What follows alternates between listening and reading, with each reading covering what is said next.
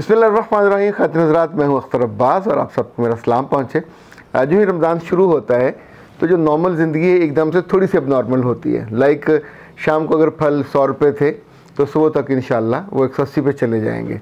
सब्ज़ियाँ अगर शाम तक 50 की थी तो सुबह तक 120 तक वो चली जाएंगी। ये एक नॉर्मल हमने जो मुशाहिदा किया है, देखा है कि जिसके बस में होता है लोगों को तंग करना और नाजायज़ मुनाफा कमाना, तो वो ये काम करता है। और ये एक बंदा नहीं करता, ये मिन हैसिल मजमुई सभी ये कर रहे होते हैं। ये सबकी आदत बन गई है कि जिसके पास जितना इख्तियार होता है उतना ही वो उसका मिस यूज़ करता है। बाहर रेडियो पे हो, दुकानों पे हो, या शायद बड़े बड़े मॉल्स पे नहीं होता ऐसा, वहाँ जो एक चीज़ तय है, लिखी हुई है, उसके मुताबिक चल रहा होता है। घरों में भी यही होता है। एक खातून, उसकी बेटियाँ घर में हैं, मज़े में हैं, और फिर वो बड़ी चाहत के साथ पैसा खर्च करके अपने दायरा इख्तियार बढ़ाने के लिए बहू लेके आती हैं। और जो है आ जाती हैं तो फिर वो अपनी मोहब्बत का रेट बढ़ा देती हैं, अपने इंसाफ का रेट भी बढ़ा देती हैं। उस घर में खुश दिली का, मुस्कुराने का रेट भी इतना बढ़ जाता है कि फिर वो देखने को नहीं मिलते। इनफैक्ट यहाँ से घर का फसाद शुरू होता है, इस छोटी मेंटालिटी के साथ कि जो चीज़ घर में थी अब हमने उसको नॉर्मल रेट पर नहीं देना। उस बच्ची को लेके आए बसाने के लिए, तो बसाओ ना बाबा उसको। आपने उसको खाने की भी दिक्कत देनी है, आपने उसको खुशी की भी दिक्कत देनी है, उसको पीछे वालों से बात करने का मसला भी क्रिएट करना है। इवन अपने मियाँ के साथ बैठने, बाहर जाने, दावतें खाने, उस पर भी इतराज़ करना है। या तो मुझे लेके जाओ या फिर दावत पे नहीं जाओ, फ़लाँ की दावत हमने नहीं खानी, फ़लाँ की भाई उन्होंने उसको बुलाया है, या वो दावत आपके बेटे की वजह से होगी या बेटी की वजह से होगी। लेकिन चूँकि माइंड सेट ये है कि खुश नहीं होने देना, खुशी की एक्सटेंशन नहीं होने देनी, तो नतीजतन फिर हर उस काम में आप रुकावट डालते हैं, लफ्ज़ों से, आँखों से, इशारों से, बातों से, तानों से। और इवन बाद जगहों तो ऐसा होता है कि अच्छा खासा दूध होता है, खूबसूरत, साफ़ सुथरा, उसकी कोई भी स्वीट डिश बनने वाली होती है, और औरतें, मैं औरतें कह रहा हूँ, सासें या नंदे नहीं कह रहा, ये इसमें मेंगनियाँ डाल देती हैं। ना खुद खा सकती हैं, ना खुद पी सकती हैं, ना दूसरों को पीने देंगी। वो सारे का सारा ज़ाया करना पड़ता है। And end of the day the lost each and everything. Relationship, मोहब्बत, बाइंडिंग सब रुखसत हो जाती है। और आपका वो जो एक नारवा रवैया है, नाजायज़ काबिज़ होने का रवैया और गलत फ़ैसले करने का रवैया, वो घर को बर्बाद कर देता है। आज आपको एक ऐसी मैं मज़े की बात बताऊं कि जो मिस इदरीस ने कही है। वो कहती हैं कि सर, दुनिया में सास में फसाद फैलाती है और वो उन सारी चीज़ों को ख्वार करती है जहाँ से खुशी अंदर आने वाली होती है।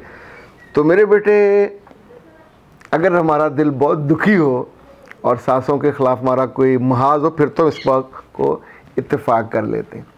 लेकिन ये 100% दुरुस्त नहीं है। कुछ घरों में ये काम लड़कियां भी करती हैं, दिखने में बड़ी मासूम सी होती हैं पर अंदर से बड़ी चित्र चालाक होती हैं, वो भी ये काम करती हैं। कुछ घरों में ये काम लड़कियों की माएँ करती हैं, कुछ घरों में ये काम माओं की बेटियां करती हैं। इसको एक यूनिवर्सल ट्रुथ के तौर पे नहीं लिया जा सकता।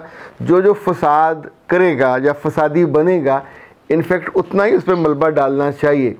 पंजाब में ख़ास तौर पे इस रीजन में जो कम पढ़ी लिखी औरतें हैं, जब वो सासें बनती हैं तो वो अपने इख्तियार के लिए बहुत ज़्यादा चूज़ी होती है, उसको बचाने के लिए भी, बढ़ाने के लिए भी। तो उसी वजह से फिर उनसे ये हरकतें होती हैं। अगर कहीं उनके मियाँ और शादी से पहले कुछ चीज़ों पे बैठ के एक अंडरस्टैंडिंग सी हो, तो इन सब के घर अजाब घर बनने से बच सकते हैं। इसी तौर पे याद रखिएगा कि मैं कभी भी बहुत बूढ़ी ख़वातीन की खिदमत अक़दस में ये गुजारिश नहीं करता कि अपने घरों को बर्बाद न करें। उन्होंने बड़े उम्दगी से अपने घरों को बर्बाद कर लिया होता है। उनके मियाँ ना खुश, खुद ना खुश, उनके बेटे ना खुश। उनकी बहुत सी औरतों ने अपने घरों को अपनी नादानी से, अपने दिल की कम फहमी से, कम अक्ली से अज़ाब बना रखा है। ये अज़ाब न सिर्फ वो ख़ुद भुगतती हैं, उनके बच्चे भी भुगतते हैं, उनकी बहुएं भी भुगतती हैं। और इवन फिर जहाँ जहाँ उनके नाम जाते हैं, उनका तारुफ होता है, तो एक जालिम और मामले को ख़राब करने वाली खातून के पे होता है। ये जो नई ख़वातीन अभी सासें बनने वाली हैं या बन रही हैं, वो इस बुरे तरीके से, इस बुरे तर्ज़-ए-अमल से अपने आप को बचा सकती हैं और अपनी ज़िंदगी को ख्वार होने से और अपने रिश्तों को भी बदनुमा होने से बचा सकती हैं। ओके जनाब। माई व्लॉग कहती हैं कि सर शादी के बाद क्या बेटियों का अपने माँ बाप के घर पर कोई हक नहीं होता? सन जैद ने कहा है कि सर आपने अपने बचपन के स्कूल का जिक्र किया, बहुत अच्छा लगा। मैं भी जब अपने स्कूल के सामने से गुजरती हूँ तो गाड़ी रुकवा के ना सिर्फ मुस्कुराती हूँ, खुश होती हूँ, बल्कि अपने बच्चों को भी दिखाती हूँ और उन्हें भी इस खुशी में शामिल करती हूँ। ये जो पुरानी यादें हैं जिन्होंने आपको खुशी अता की होती है, आपको इल्म और फ़हम अता किया होता है, इनको ज़रूर करना चाहिए, अपनी यादों में रखना चाहिए। आसिफ ने कहा है कि सर कुछ यादें बहुत तकलीफ़ देह होती हैं, उनके साथ क्या करें, ये तो रूह तक को ज़ख्मा के रखती हैं। ये जो रूह तक को ज़ख्मा के रखती हैं, इन यादों को कपड़ों में लपेट के दूर कहीं फेंक देना चाहिए और डस्टबिन में भी नहीं फेंकना चाहिए, किसी गटर में फेंक देना चाहिए, या जो आपका गार्बेज लेके जा रहे होते हैं ट्रक, तो घुमा के ज़रा उसमें फेंकना चाहिए और उसका फिर पीछे दौड़ना नहीं चाहिए, फिर पीछे उनकी मिन्नतें तरले नहीं करनी चाहिए कि लोगों की गंदगी और गलाजत में जो मेरी गंदी सी यादें हैं ये मुझे थोड़े वापस करते जाओ, क्योंकि अब वो ज़्यादा गंदगी में लिथड़ जाती हैं। तो इन जो बोझ हैं इनको उतारा जाता है। ज़िंदगी में बुरी यादों के, बुरे तर्ज़-ए-अमल के, बुरी सोच के, बुरे सलूक के जितने भी उससे जुड़ी हुई बातें और यादें होती हैं, ये बोझ होती हैं। ये बोझ आपके दिल को दुखाती हैं, ये आपकी रूह पे ज़ख्म लगाती हैं, ये आपके ताल्लुकात को खा जाती हैं। इवन ये तो आपके ईमान की भी दुश्मन होती हैं। ईमान यकीन है ना, ईमान उम्मीद है, और ये यादें, बुरी यादें, ये हमें अपने ईमान से महरूम करती हैं, मायूसी की तरफ लेके जाती हैं, कभी कभी तो अल्लाह से भी दूर कर देती हैं। तो ऐ प्यारे लोगों, जब ऐसी बुरी यादें ज़िंदगी में किसी भी साल, किसी भी मौके पे, किसी भी बंदे की वजह से आएँ तो उनको 3 तलाक़ें देते, इकट्ठी देते हैं और फिर उनसे वापस नहीं लेते, फिर उनको ज़िंदगी से निकाल परे करते हैं और अपने रब से दुआ करते हैं कि मुझे इनका मुतबादल, इनकी बेहतरीन यादों की सूरत में दे दें। हमारी ज़िंदगी पड़ी, जब तक ज़िंदा है, सांस आता है, तब तक अच्छी यादों के बनने का, कामयाब होने का, उस बुरे रवैये से, बुरे लोगों से बिल्कुल आगे निकलने का। और ज़िंदगी तो ऐसी है जो हार लेके खड़ी होती है उनके लिए जिनकी आंखें रोशन होती हैं, जिनके दिल यकीन से भरे होते हैं। मायूसी वालों के लिए तो मैंने ज़िंदगी को भी मुंह मोड़ते देखा है। वो भी कहती है कि खाए घसमनो तुसी बाज ते होना नहीं, हमें शक्ल ते मायूसी बिठा के रखनी है तो ठीक है, मैं मायूस लोगों के लिए अब नॉट कंफर्टेबल, मैं इनको हार भी नहीं पहनाऊँगी। जब शादी पर लोग जाते हैं ना और बारात उतरती है तो उस मौके पे जो आगे आगे बहुत अच्छे लोग होते हैं तो उनको हार पहनाए जाते हैं। अच्छा, उनमें कुछ सड़ा हुआ हो और बिल्कुल तकब्बर का मारा हुआ तो लोग उसको जानबूझ के इग्नोर कर देते कि ठीक है, अपना तकब्बर अपने साथ रखे, जो कंफर्टेबल होगा, जो फ्रेंडली होगा, जो स्माइलिंग होगा, जो उस खुशी को उस लम्हे बढ़ाने का बायस होगा, तो उसका ख्याल किया जाएगा। ये ज़िंदगी का तर्ज़ अमल है, लोगों का भी यही है, हमारा और आपका भी यही है।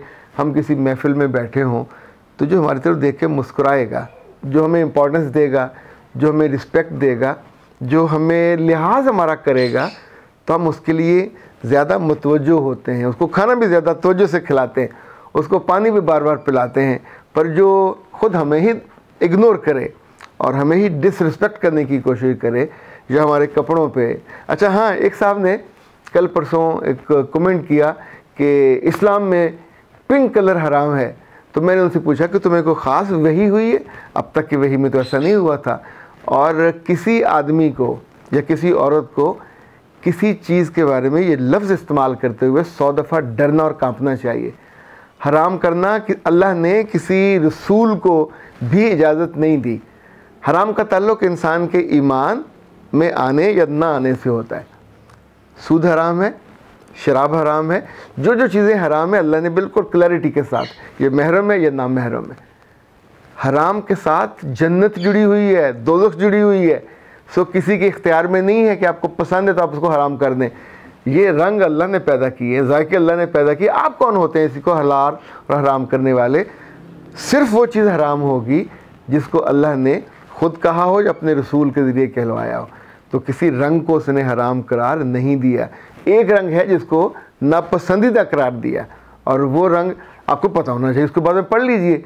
लेकिन यूँ जो चीज़ आपको पसंद ना हो, या आप लड़की हो और आपको वो पसंद है, आप कहते हैं फ़लाँ ये ना पहने, कल आप कहेंगे मर्दों को लाल रंग नहीं पहनना चाहिए, मर्दों को ये नहीं, तो मर्द क्या गरीब के बच्चे काले रंग ही पहना करें, फिक्के रंग और बाबों वाले रंग ही पहने रहा करें। इसका ताल्लुक ईमान से नहीं है, इसका ताल्लुक आपके बिलीफ से भी नहीं है और फतवाबाजी से भी नहीं है। फतवे देने का इख्तियार भी किसी ख़ास मामले में, वो भी राय होती है, वो आप अल्लाह के बिहाफ पे आके, आपको कोई टेलीफोन नहीं आया होता कि आप इस चीज़ को हराम कर दें, ये मत किया करें। ये ना मुनासिब ही नहीं है, ना वाजिब है, ईमान के ये बिल्कुल मुनाफी चीज़ है।